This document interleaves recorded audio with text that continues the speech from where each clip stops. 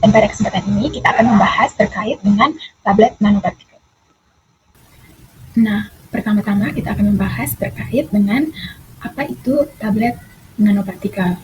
Jadi, tablet nanopartikel itu merupakan bentuk sediaan farmasi modern yang menggabungkan teknologi nanopartikel ke dalam bentuk tablet padat. Nah, nanopartikel ini sendiri dia berukuran sangat kecil, sekitaran 1-1000 nanometer, yang dirancang sebagai sistem penghantaran obat untuk meningkatkan kelarutan, stabilitas, dan bioavailabilitas, terutama pada zat aktif yang sukar larut.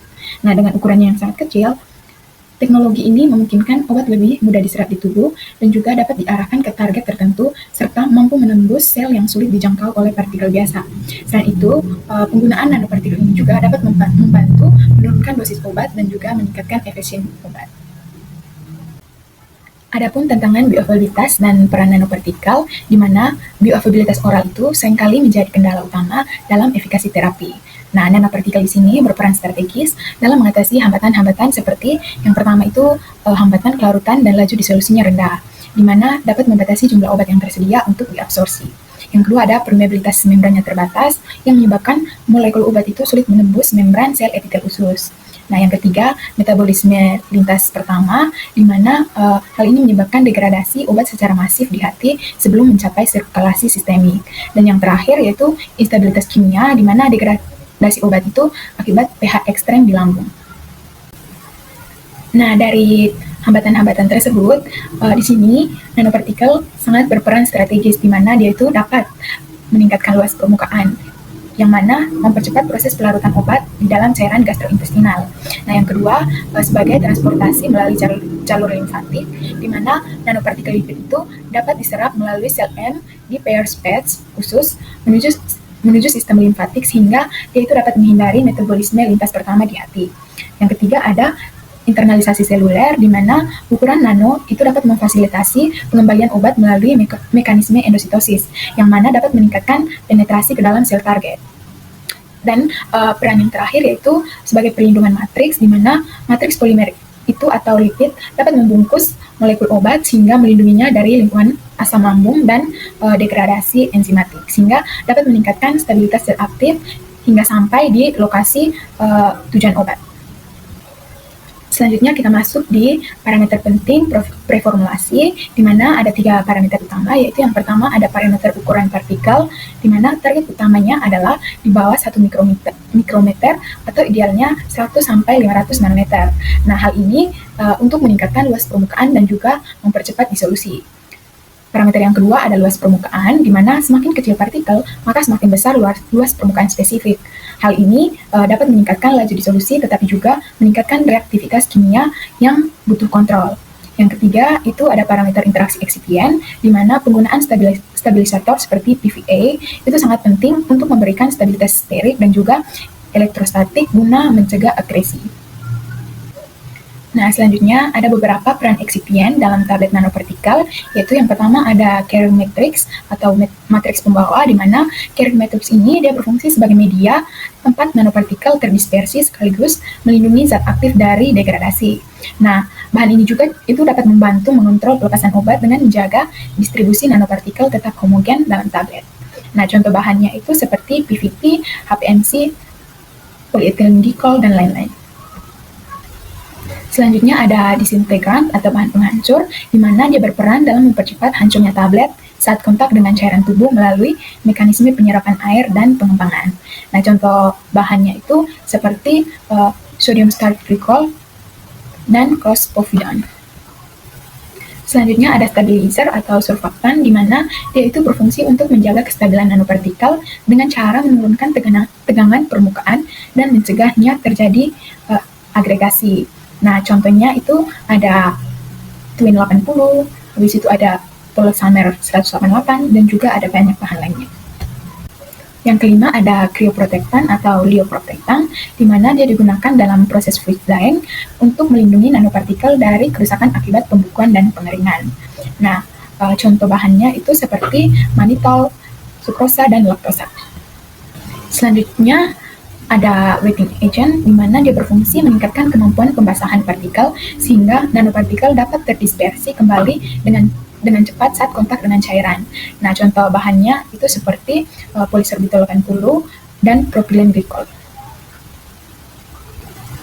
Adapun strategi kompresi ke dalam tablet yaitu dibagi menjadi dua. Yang pertama ada direct compression atau kempa langsung, di mana dia itu langsung mencampur nanopartikel dengan eksipien yang memiliki sifat alir dan kompresibilitas baik, lalu langsung dikempa. Yang kedua ada adsorpsi pada carrier, itu di mana nanopartikel diletakkan pada permukaan carrier yang lebih besar seperti MCC atau laktosa melalui interaksi fisik untuk memperbaiki sifat alir dan mempermudah kompresi. Selanjutnya, tantangan formulasi, instabilitas tekanan kempa, di mana dalam proses formulasi, sediaan padat seperti tablet, nanopartikel itu dapat mengalami tekanan mekanik yang tinggi seperti proses kompresi. Nah, tekanan kempa ini berpotensi menyebabkan perubahan struktur nanopartikel seperti deformasi partikel, peningkatan antar partikel, maupun terbentuknya juga agregasi. Nah, perubahan tersebut dapat mengganggu homogenitas sistem dan menurunkan kestabilan formulasi nanopartikel. Nah, ketidakstabilan ini pada akhirnya dapat mempengaruhi efisiensi enkapsulasi obat, distribusi partikel dalam formulasi, serta profil pelepasan obat dari sistem penghantaran nanopartikel.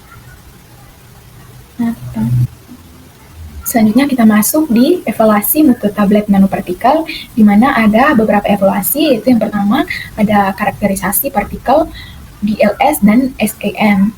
Nah, ini bertujuan untuk mengetahui apakah ukuran nanopartikel tetap stabil setelah dikompresi menjadi tablet, dan juga untuk mendeteksi apakah adanya agregasi akibat tekanan kempa. Nah, untuk yang pertama, untuk particle size analyzer atau DLS, itu prosesnya yang pertama itu ditimbang satu tablet, kemudian dimasukkan ke dalam kurang lebih 100 ml media. Lalu diaduk ringan hingga tablet terintegrasi sempurna. Selanjutnya, suspensi hasil redispersi dianalisis menggunakan particle size analyzer. Nah, untuk standarnya itu ukuran partikel itu kurang dari 1000 nanometer atau idealnya kurang dari 200 sampai 500 nanometer. Nah, untuk PDI-nya itu kurang dari 0,3, maka dia disebut homogen. Evaluasi yang kedua ada uji disolusi atau pelepasan zat aktif, di mana bertujuan untuk menilai kemampuan tablet nanopartikel dalam meningkatkan laju dan juga jumlah pelepasan obat. Nah, untuk langkah-langkahnya itu dia digunakan 6 tablet.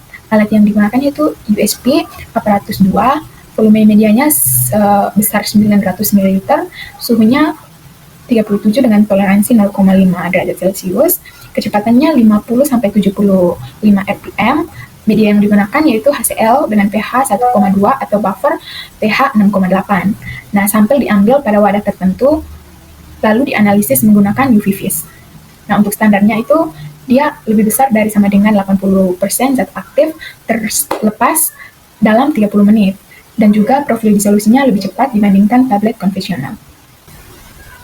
Untuk evaluasi yang ketiga yaitu uji stabilitas selama penyimpanan, di mana bertujuan untuk menilai kestabilan fisik dan kimia nanopartikel dalam tablet selama penyimpanan. Nah, langkah-langkahnya itu yang pertama disimpan pada kondisi 25 derajat Celcius atau 60% RH untuk jangka panjangnya, dan juga 40 derajat Celcius atau 75% RH untuk jangka akselerasinya. Nah, untuk waktu pengujian itu ada 4, yaitu 0, 1, 3, dan juga 6 bulan. Untuk parameter yang diuji yaitu ukuran partikel, kadar zat aktif, dan juga profil disolusinya. Nah, untuk analisis tambahannya itu menggunakan X-ray diffraction. Dan terakhir, untuk standar ujinya itu ukuran partikel itu tidak berubah secara signifikan, kadar zat aktifnya 90 sampai 110%, profil disolusinya tetap, dan juga tidak terjadi perubahan bentuk kristal. Nah, parameter evaluasi yang terakhir yaitu evaluasi fisik tablet, di mana dapat dibagi menjadi 4 parameter, yaitu ada keseragaman bobot yang bertujuan untuk menjamin bobot tablet seragam sehingga dosis relatif konsisten. Nah, yang kedua ada keseragaman kadar, di mana memastikan setiap tablet mengandung zat aktif sesuai dengan dosis. Yang ketiga ada kekerasan, di mana menilai kekuatan mekanik tablet agar tidak mudah pecah. Yang keempat ada kerapuhan, yaitu menilai ketahanan tablet pada saat distribusi.